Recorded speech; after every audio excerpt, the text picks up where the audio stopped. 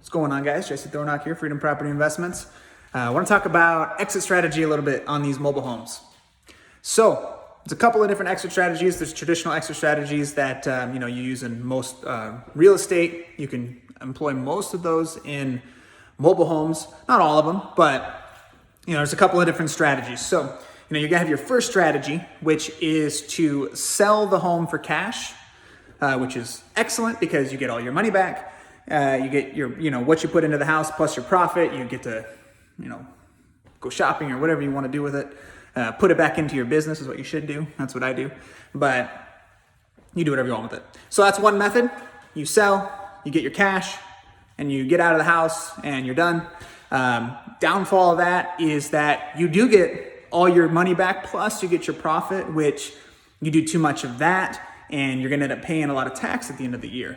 Paying tax is a good thing because that means you made money, keeps the economy going. However, you want to try to avoid tax as much as possible, as much as the law allows you to. And, we have some good tax laws. So, it allows you to avoid some tax if you can. Real estate's a good shelter for that. So, that's one of the reasons a lot of people own real estate. But anyways, on selling for cash, you get your profit. You do that too much, you're gonna have a huge tax bill at the end of the year. Second method you can employ is rent the house. Now, a lot of mobile homes here in California, a lot of mobile home communities, especially 55 plus, they don't allow you to rent. They're all owner occupied communities, which, it's good. It keeps the communities cleaner and stuff, I guess, in their opinion, because, all the homeowners care about where they live. It's their house. They're gonna take care of it like it's their house. So in this specific park, this specific house, we cannot rent it. We've only been in about 2 parks over the last 3.5 years that have allowed you to rent mobile homes. So yeah, so the rent is kind of off the table, especially in this house, but in most cases it is. The third strategy you can do is seller finance the home. So that is the strategy that we're actually going to employ here.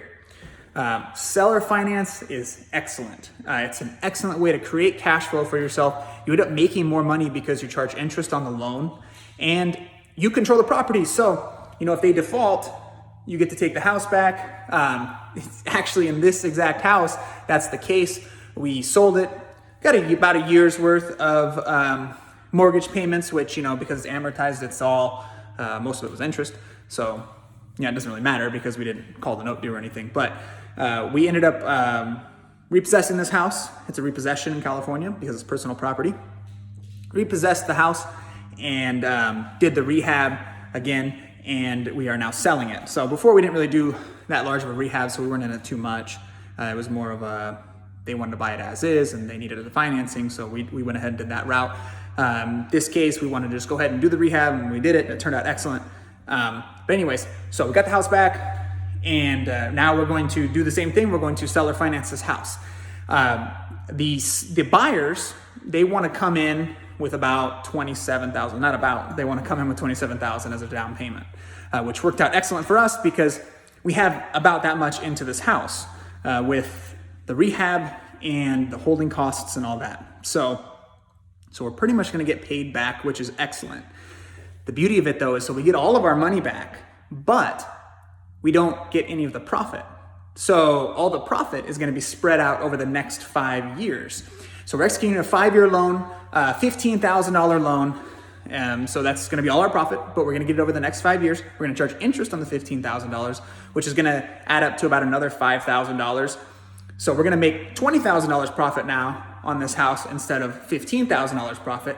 And we're going to get our profit over the next 5 years. So it's going to be spread out over the next 5 years. And so you don't get hit with that massive tax on a capital gains or something, which could be up to half the profit.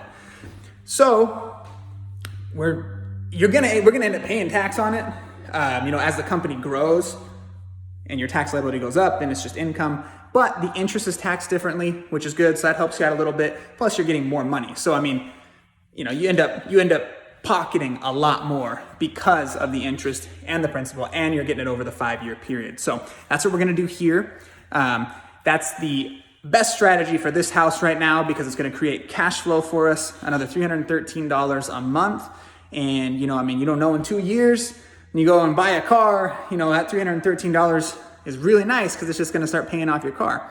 So that's one thing you want to do, you know, which, you know, obviously it might just be a portion of your car or whatever it is, but that's, you know, something that we like to do.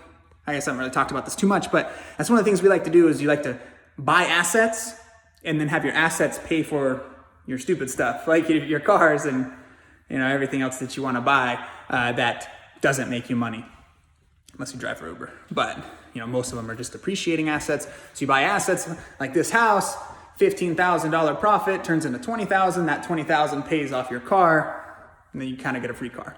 So that's pretty cool. Instead of taking your profit, which might be $8,000 after taxes, you put that as a down payment on your car. Now you still have a loan. Now you're paying more and more and more. And yeah, I'd go all day on that. But anyways, so that's the strategy we're going to employ here. It's a really good strategy for mobile homes. You know, you just need to be a little bit careful. The main thing is that you need to make sure you're getting enough money back to be able to continue on with your renovations and all that stuff. You know, that's one thing that we ran into at the beginning of our business is that we were carrying a lot of notes because it was great. The cash flow was really cool, but then we were so cash poor that we had to stop some of our renovations. So, you know, we had to be mindful of that, switch strategy a little bit and start selling for cash so that we can continue with our renovations. That was when we were self-funding the projects ourselves. So that's, you know, just one downfall of it. So it makes, as long as you avoid that, then you're good to go on everything else. Creates your cash flow, which I'm telling you, the cash flow is excellent. I mean, the very first house we ever flipped, renovated, we sold it on a note. That was in 2016, May 2016, when we sold our first house. We're still getting $400 a month from that house. We've since paid off. I think we got like 9 or 10,000 down. We might have been in that house about 15,000. So it's already paid itself off. You know, the renovation off. And we're paid back 100% on that, so it's all cash flow. We're still getting that $400 a month. We're going to be getting it here for the next few years still. I believe it might have been like a 7-year note or something like that. So we'll get it for another 4 years. But I'm telling you, it's excellent. It's just, and there's no, you know, with the rentals, you have to go and work on the houses. You have to put in new tenants. You lose money. You have to paint, blah, blah. You have to do any of that. It's just pure mailbox money. Your profit coming to your box, and you can do whatever you want to do with it. So that's pretty much it for me here. Appreciate you guys watching. Let me know what you guys think.